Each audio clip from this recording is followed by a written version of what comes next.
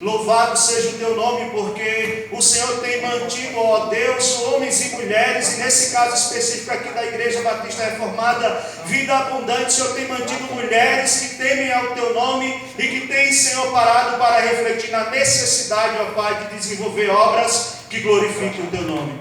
Que o Senhor nessa noite, através do teu Espírito Santo, o Senhor possa fazer com que a tua palavra, Senhor, prescrute o nosso ser, que ela venha, Senhor, invadir a nossa vida e nos mostrar a verdade, nas quais nós precisamos corrigir alguns atos, é verdade, porque o Evangelho do Senhor ele é como um espelho, que a tua palavra, Senhor, ao mesmo tempo nos fortaleça, nos alimente e nos dê motivação para vivermos essa vida de prática de obras que glorifiquem o Cordeiro. Eu te peço juntamente com a tua igreja nessa noite, em nome de Jesus, e que o Senhor use a minha mente, boca e coração, e que à medida que nós venhamos refletir na tua palavra, ela aqueça o nosso coração, nos mobilizando a viver, Senhor, pela graça do Senhor, praticando boas obras para a glória do Senhor. Amém. Irmãos, a fé sem obras é morta. A fé sem obras é morta. É o tema que nós estaremos refletindo nessa noite. Muito obrigado. Interessante que nós vamos falar sobre questões que se complementam, coisas que se encaixam. E quando eu estava refletindo, pensando sobre o que falar em coisas que se complementam e que se encaixam, eu pensei justamente naquilo que eu gosto muito. E o que é que todo gordinho gosta muito? De comer, né? Que coisa maravilhosa. Gosto muito de comer, gosto de assistir futebol. E aí eu estive pensando o que é que, se faltar, deixa de configurar alguns pratos, ou deixa de configurar a complementação dos pratos. Por exemplo, Romeu e Julieta. Não existe Romeu e Julieta sem o queijo e a goiabada, é ou não é? Não existe a combinação perfeita que não seja do prato na hora do almoço de todo brasileiro, na maioria das regiões, que é o quê? Arroz e feijão. A grande discussão é quem vem por cima, é o arroz ou o feijão?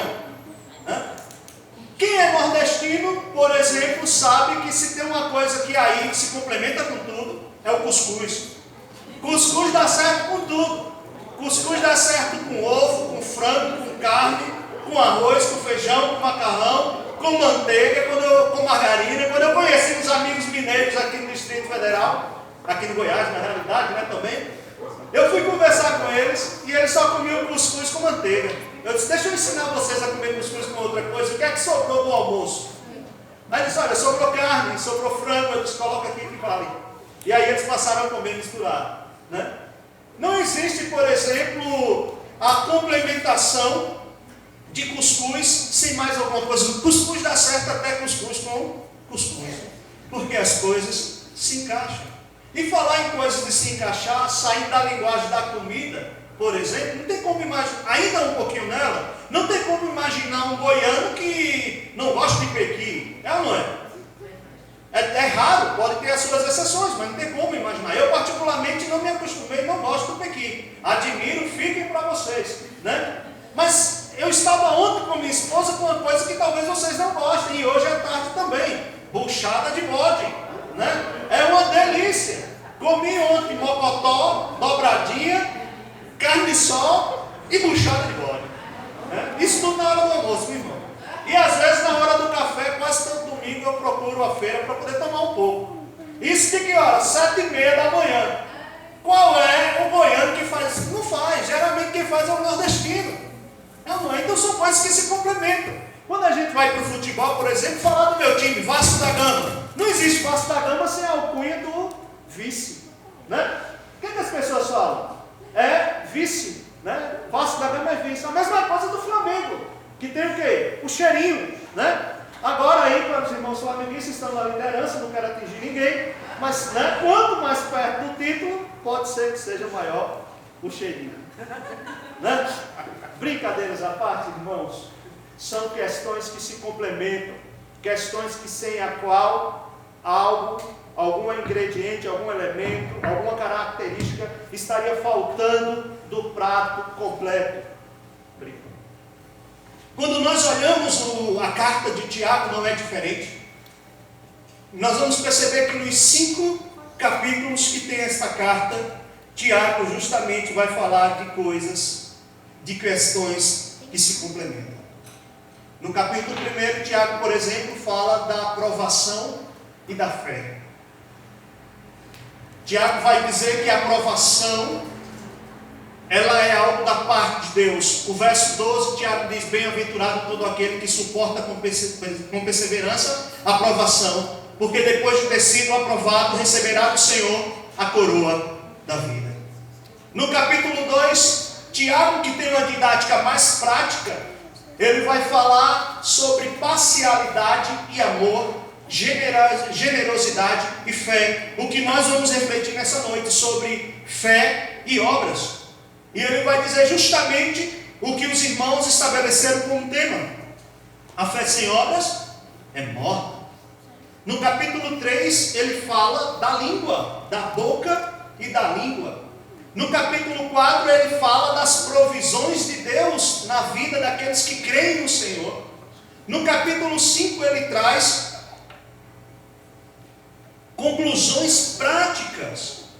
Então, nós estamos numa carta a qual tem a característica de falar de coisas que se complementam.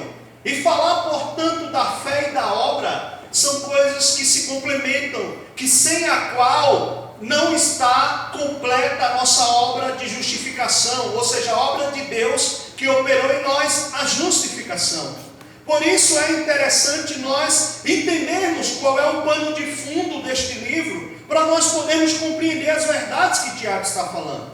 Primeiro vamos identificar quem é este Tiago, uma vez que a Bíblia apresenta aproximadamente o nome de 7 Tiagos em todo o Novo Testamento.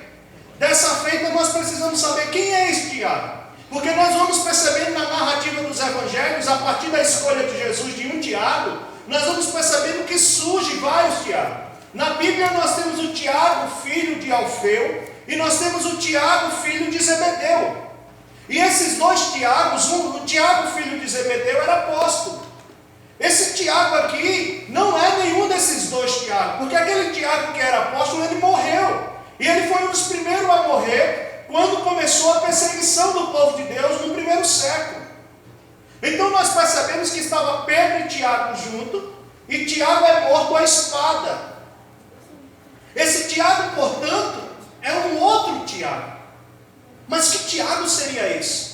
Quando nós lemos o 1º capítulo da carta de Tiago, nós vamos perceber que esse Tiago é o Tiago, irmão de Jesus, o nosso Senhor. É o Tiago que teria se convertido quando Jesus ressuscitou, conforme o apóstolo Paulo vai nos mostrar em 1 Coríntios capítulo 15, versículo 7. Quando Jesus aparecera ali para muitas pessoas dando testemunho, Jesus aparecera para Tiago também, depois de ressuscitado, e ele teria se convertido já. E no decorrer da história da igreja, nós vamos perceber que esse Tiago aqui, ele passa a assumir a liderança da igreja. Diferentemente do que alguns dizem, especificamente os católicos, respeitando obviamente, mas eles dizem que o primeiro Papa seria Pedro. E obviamente não teria como ser Pedro, porque o primeiro líder da igreja não foi Pedro. O primeiro líder da igreja institucionalizada em Jerusalém foi Tiago, este que escreveu essa carta, o irmão do nosso Senhor Jesus Cristo. E Tiago, portanto, quando ele vem falar aqui, se você quiser ao chegar em casa, leia o capítulo 2 de Gálatas e você vai perceber que a igreja era composta na liderança por Tiago, João, Barnabé. E Pedro estava lá também, mas a liderança da igreja de Jerusalém continha esses 3. E se você perceber o discurso, Tiago vai ser o último que fala. E pela prática daquele tempo, quem falava por último era o líder da igreja. É por isso que a gente entende que o autor desta carta é Tiago, servo do Senhor.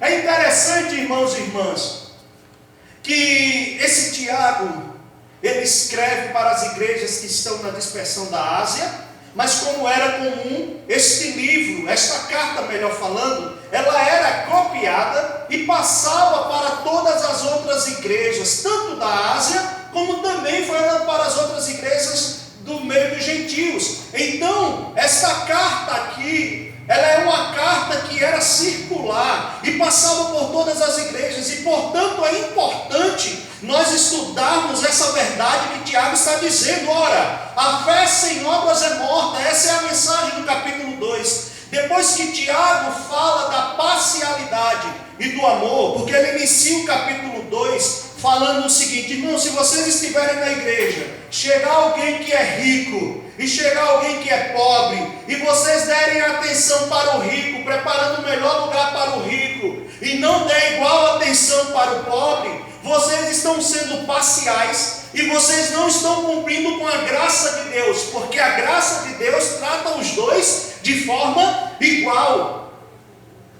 No reino, na graça, não olha o que as pessoas têm, olha o que elas são.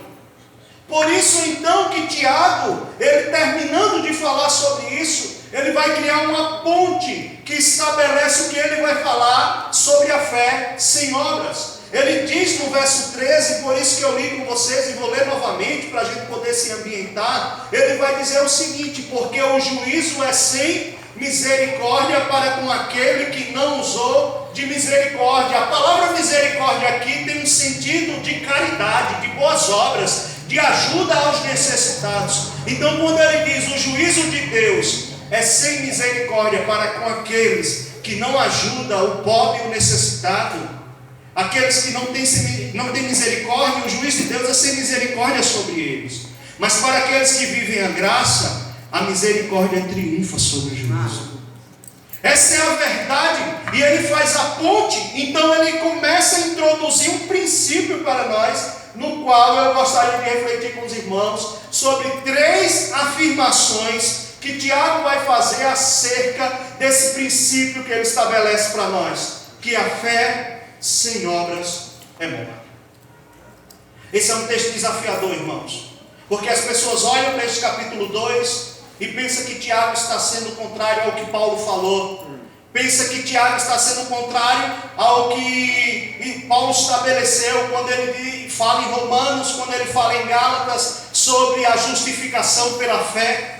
E é tão forte esse texto que, para os irmãos perceberem, Martinho Lutero teve dificuldade com essa carta, porque a temática de Martinho Lutero foi a justificação pela fé somente. Mas às vezes as pessoas olham com uns olhos negativos para essa expressão de Martinho Lutero, mas ele entendeu muito bem, é o que nós precisamos entender aqui. Portanto, quais são as 3 afirmações que Tiago traz nesta carta, que circulou às igrejas e que servem para nós nesta noite, para nós refletirmos sobre a grande verdade que as irmãs decidiram nesse 5º congresso trabalhar sobre a fé sem obras é morta.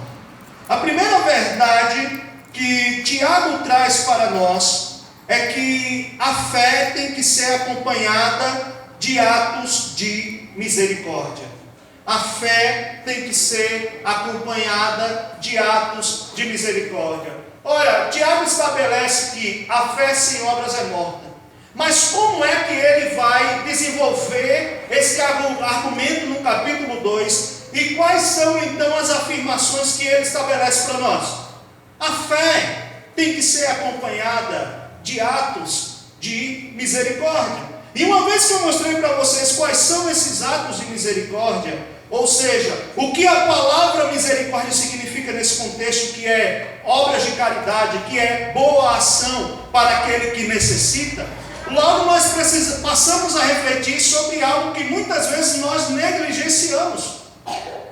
O que é isso que nós negligenciamos? É tornar a nossa fé operosa, é tornar a nossa fé em atitudes, é tirar a fé do campo da mente, do campo do coração, das sedes das emoções, para torná-la externa, para torná-la prática no dia a dia. Tiago diz, a mania de sempre usar Paulo, né? Tiago diz que a fé sem obras é morta. E por que a fé sem obras é morta? Porque os atos de fé, ela tem que ser acompanhada de atos de misericórdia. A fé tem que ser acompanhada de atos de misericórdia. Perceba o verso 14, quando Tiago diz: meus irmãos, qual é o proveito se alguém disser que tem fé, mas não tiver obras? E é isso que eu quero refletir com vocês nessa noite.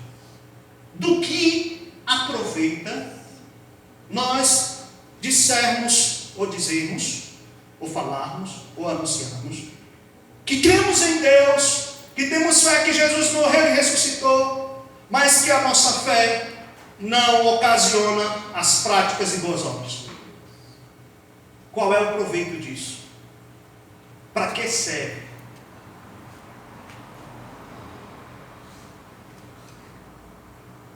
Para entender isso aqui, este povo que Tiago escreve a carta, eles estão vivendo uma perseguição, mas não era aquela perseguição que nós acostumamos a ver nos filmes, de pessoas que morrem sendo perseguidas, lançadas nas arenas.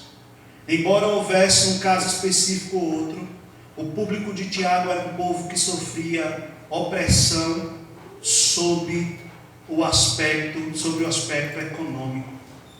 O povo era pressionado nos bens, o povo era pressionado pelo Estado, que ia tirando simplesmente pelo fato da pessoa dizer: eu sou crente.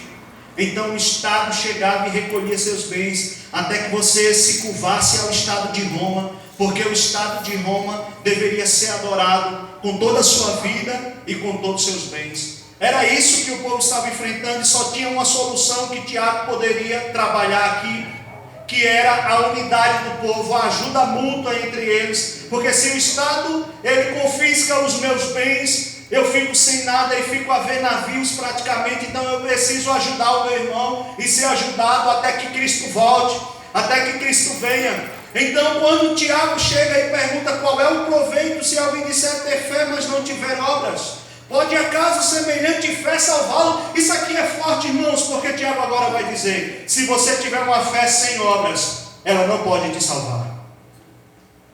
E é aqui o gargalo, é aqui que o negócio aperta.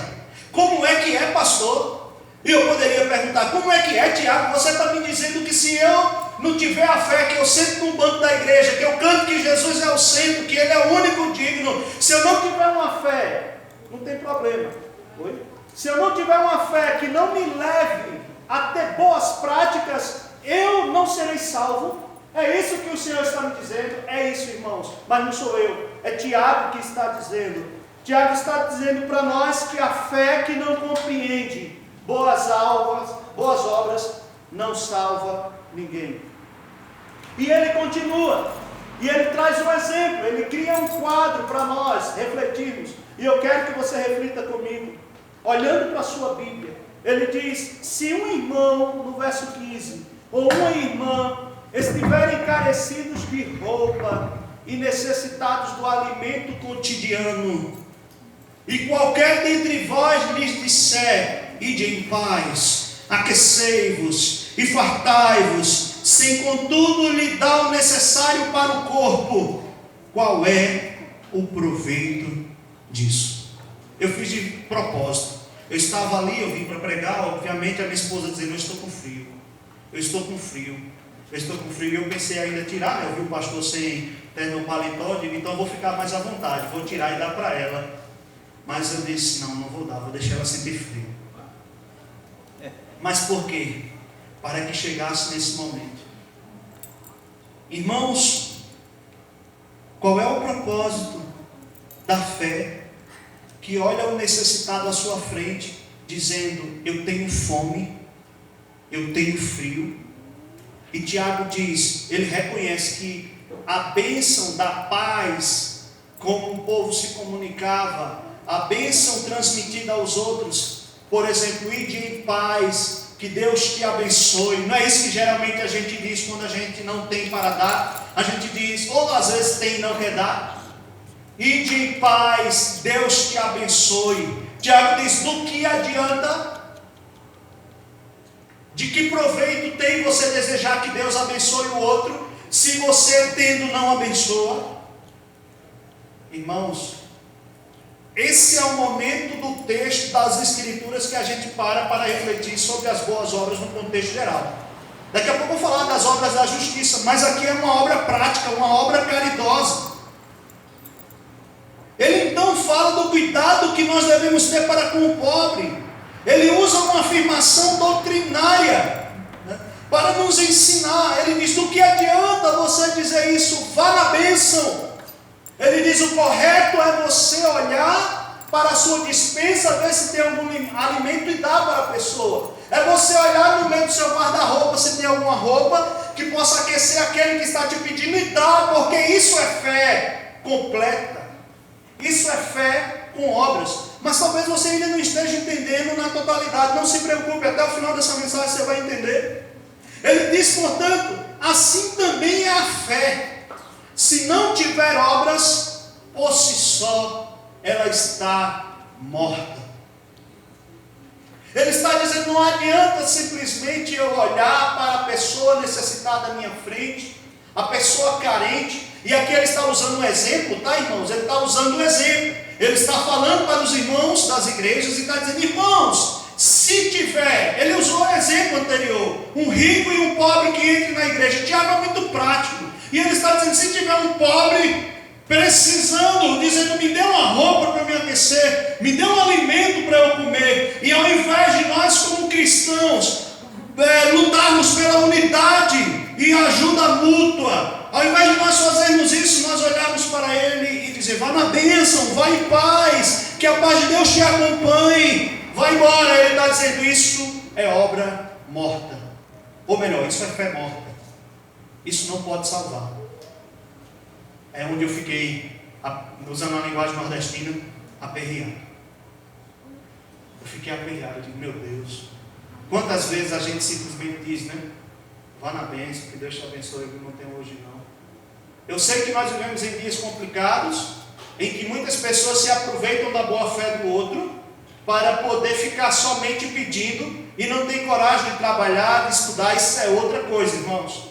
Nós estamos falando de uma fé que é prática, de uma fé que é operosa. E Tiago continua: mas alguém dirá, ele coloca outro quadro, mas alguém vai se levantar aí, né? Batista, né? Vai se levantar alguém e vai dizer: pastor, num governo congregacional eu não concordo com isso, porque isso eu não vi Paulo falar sobre isso. Paulo falou que a justificação é pela fé. Como é que Tiago surge agora e diz que a justificação não é somente pela fé, mas é pelas obras também?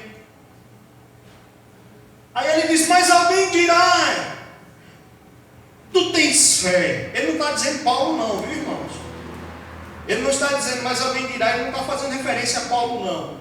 Ele está usando um exemplo, porque nós vamos ver que tanto Tiago como Paulo pensavam a mesma coisa. E aquilo que a gente acha que eles estão brigando, muito pelo contrário, eles estão assertivos no mesmo pensamento. Nós muitas vezes interpretamos erradamente. Eles vão dizer: tu tens fé e eu tenho obras. Mais uma vez, coisas distintas que precisam encontrar um elo que se complemente, como eu falei para vocês com a comida. Tu tens fé e eu tenho obras. Mostra-me a tua fé sem as obras, e eu com as obras te mostrarei a minha fé. Ele não está falando de mostrar a obra sem fé, preste bem atenção. Mostra a tua fé sem obras, e eu com as minhas obras te mostrarei a minha fé. É diferente. Ele está dizendo: eu vou mostrar que com as minhas obras eu tenho fé verdadeira. E tu sem as obras, somente com a fé, não tem a fé completa. Crês tu que Deus é um só? Fazes bem. Até os demônios creem e tremem. Irmão, será que Tiago colocou isso aqui aleatoriamente? Crês tu que Deus é um só? Ou seja, tu crê no Deus único, no Deus verdadeiro, que não existe outro Deus na face da terra? Tu crê nisso? Aí Tiago diz: não se preocupe, somente o ato de crer não é suficiente, porque se tu queres uma fé que te faça ficar bem entre os teus pares, eu vou te dizer um negócio bem interessante. Até o diabo faz isso, ou seja, a fé que não tem obras é uma fé de demônios. Ei, irmão, isso é forte. Isso mexeu e me chacoalha. Ele diz, na realidade, se você tivesse esse tipo de fé, você seria como os demônios. Porque se tem uma coisa que os demônios acreditam, é que Deus é o único Deus. Que só existe Ele. Que não há outra. Eles acreditam. Mas eles não cumprem obras que transmitam essa fé. Porque não é o propósito deles. Vocês estão me entendendo? É interessante o que Tiago começa a levantar. Mas por que Tiago fala? Crês tu que Deus é um só? Isso é Deuteronômio 6, 4 e 5, o Shema. Quando Deus chama o povo de Israel, no capítulo 6, verso 4 e 5, Deus diz: ouve Israel, o nosso Deus é o único Senhor. Amarás o teu Deus de todo o teu coração, de toda a tua alma. Isso é o que está previsto em Marcos 12, 28 ao 34. Isso é o que Paulo utiliza em Atos 17, quando Paulo fala que o nosso Deus, Ele é o único Deus e Ele não pode habitar em templos feitos por mãos humanas. Então, quando ele está falando disso, ele está usando uma verdade doutrinária ortodoxa, ou seja, do caminho correto, para dizer, tanto para judeus como para cristãos, que somente crer que Deus é o único Deus e não fazer nada é uma fé morta e é uma fé de demônios. Ele diz, o diabo também acredita assim. Acompanhe comigo acompanhe comigo o verso 19, quando ele diz, crês tu que Deus é um só? Ele diz, faze bem, até os demônios creem e tremem. Irmãos e irmãs, a fé que não pode ser discernida por atos externos de obediência, não é diferente de uma ausência completa de fé. Ou seja, se a minha e a sua fé não é discernida pelas nossas obras, se o que eu faço a título de obras não mostra a fé que eu tenho em Deus, logo, essa fé que eu tenha não é uma fé pequena, não é uma fé média, é uma ausência de fé correta segundo as Escrituras. Por isso, mulheres, nesse congresso, eu quero desafiar vocês a olharem para todos esses referenciais que a Mari trouxe para nós, lendo aqui de mulheres que colocaram a sua fé em prática, seja para ajudar o outro, seja para cumprir um propósito específico da ação de Deus na história, seja para ousar com a fé, seja para avançar crendo em Deus. Como vários exemplos de mulheres, se nós formos citar aqui, nós temos um link que traz para nós várias mulheres que foram ousadas, que creram em Deus, que experimentaram o milagre de Deus, que foram instrumento nas mãos do Senhor. Não se preocupe, o próprio Tiago vai usar o exemplo de uma mulher que é Raabe, e nós vamos verificar isso. Por isso é preciso que os cristãos, de forma geral, entendam que a sua fé precisa ser manifesta completamente nos atos de obediência a Cristo. Senão, nada adiantará. Senão, não adiantará dizer que tem fé. Precisamos, então, mudar urgentemente o nosso comportamento. Precisamos mudar urgentemente a nossa prática da fé. Em segundo lugar, Tiago vai dizer que a fé sem obras é morta. E que a fé tem que ser acompanhada por meio de 3 afirmações. A fé tem que ser acompanhada por atos de misericórdia. Entenda, misericórdia é obra de caridade nesse texto. Então a minha fé tem que ser acompanhada com um ato de ajuda. Quando a pessoa está na minha casa e tem uma dificuldade, se eu tenho 2 quilos de arroz, eu tenho que crer que Deus é poderoso para prover na minha vida e eu ajudar a saciar a fome que naquele momento a pessoa tem, porque amanhã ele pode morrer. O frio que a pessoa está sentindo.